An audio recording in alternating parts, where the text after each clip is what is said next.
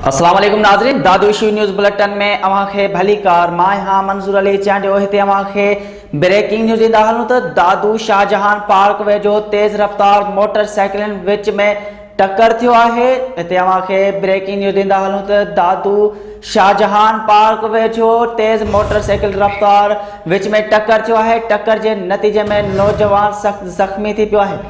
जख्मी के पुलिस मौके वारे हंध पहुंची सिविल अस्पताल मुंतकिल किया है। उन सिलसिले में वधिक असीं राब्तो किया है।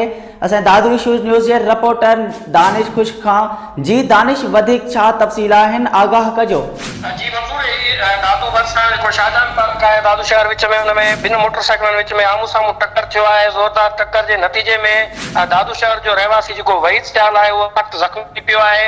हादसे वाली जगह जा इतला पुलिस के मिला ए सेक्शन वाक़े वारे हंध पहुंची जेके जख्मी हैं उन्हनि खे सिविल अस्पताल दादू मुंतकिल किया है, जिथे वहीद सियाल की हालत गणती जोगी बुधाई पी वने, जेके दादू सिविल अस्पताल में तिबी इमदाद ॾियण बाद नवाब शाह रेफर किया है। जन ॿियो जेको मोटरसाइकिल सवार है माशूक मंगी वो पिण मामूली जख्मी थियो है, उनके पुलिस अस्पताल मुंतकिल किया है। ये हादसो जो है पुलिस पारां बुधायो पियो वने त तेज रफ्तारी सबब मोटरसाइकिल जेके आमू सामू टकराइजी विया आहिनि, जिन नतीजे में ही दादू शहर जो जेको रहवासी है नौजवान वहीद सियाल वो सख्त जख्मी थी पियो है, जेके ए सेक्शन पुलिस फौरी तौर ते सिविल अस्पताल दादू मुंतकिल कयो, जिथे संदस जी हालत गणती जोगी हुजण सबब उनके नवाब शाह रेफर कियो वियो आहे। ऐं ॿियो जेको शहरी है जो जख्मी थियो है माशूक मंगी वो पिण जख्मी बुधायो पियो वने, जेके जख्मी आहिनि उन्हनि खे फौरी तौर ते इलाज लाइ सिविल अस्पताल दादू आंदो वियो, जितां वहीद सियाल के गणती जोगी हालत हुअण जे करे नवाब शाह रेफर कियो वियो आहे। दादू शहर के शाहजहान पार्क वटि ए सेक्शन थाणे जी हद में ही हादसो पेश आयो है। तेज रफ्तारी सबब मोटरसाइकिल जेके आहिनि उहे आमू साम्हूं टकराइजी विया आहिनि। जी